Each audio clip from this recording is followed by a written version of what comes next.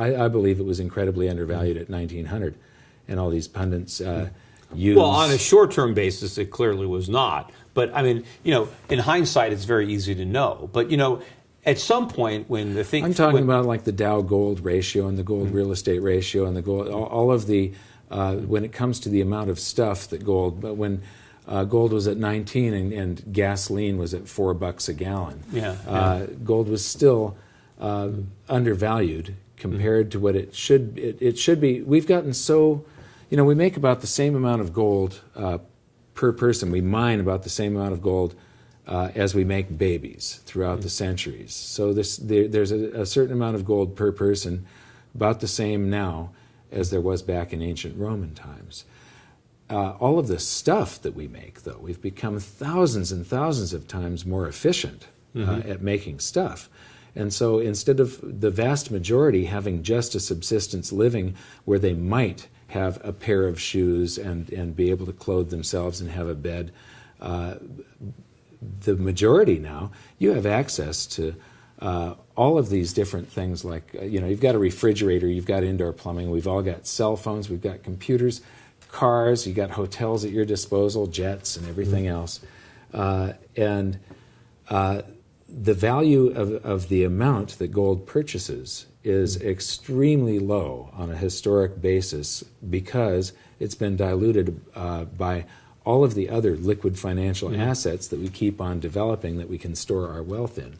If those go away, and I think a lot of the national currencies will be going away, then gold's value should just absolutely skyrocket. It should be buying not twice as much stuff, but 100 times more stuff than it is today. Well, people believe that these fiat alternatives represent legitimate stores of value when they don't. And when people start to question that, and they realize that their value is not safe there, that their purchasing power is not protected, that it's going to vanish, then people will quickly look for an alternative because they want to preserve what purchasing power they have left.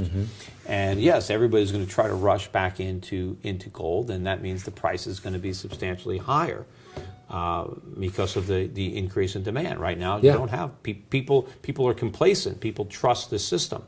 And it hasn't dawned on them yet, despite all the things that have happened recently that should have shaken their confidence, that this is going to end badly.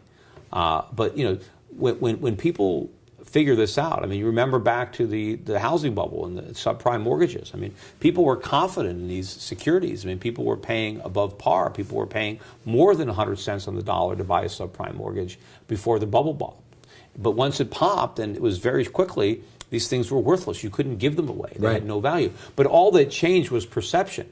The mortgage didn't change. The borrower was no more credit worthy or no less credit worthy. It was the same house and the same borrower. It's just the perceptions of the lender changed. They went from being confident to being realistic. And once they were realistic, it was pessimism. And so people are confident that their purchasing power is safe in the dollar or in the U.S. Treasury, but that's not true. They just haven't figured it out yet. But when they wake up, what are they going to do? Everybody figures it out at the same time, right? Nobody wants to be ahead of the curve, right? Everybody wants to go with the crowd because that seems like it's a safe thing to do. Only in this case, you can't go with the crowd. You got to be way ahead of that crowd or you're going to be, trampled in the stampede. Right, and the people that are ahead of the crowd are the ones that see all of the big, the wealth transfer coming toward them instead of away from them. And you can't worry that you're too early. Don't worry about being too early. Right. Because the alternative is that you're too late. And if you're too late, then it doesn't matter. You're never going to do it just right. Maybe some guy will get lucky enough to time it perfectly. Right, but that was just pure luck. Yeah, but most people that try to do that, they're going to end up missing it, right? Let me just let me just wait till it gets a little bit cheaper, and then all of a sudden it runs away from you. So you've got to be early and you've got to be patient. But if you do both those things, then you're in a position to profit, to win this game. Other people, are going to end up going broke. We're on the precipice of something huge, and you've got the powers that be telling us everything is great and there's nothing to worry about, right? But there's a lot to worry about, and people have to do what they can on their own to protect themselves.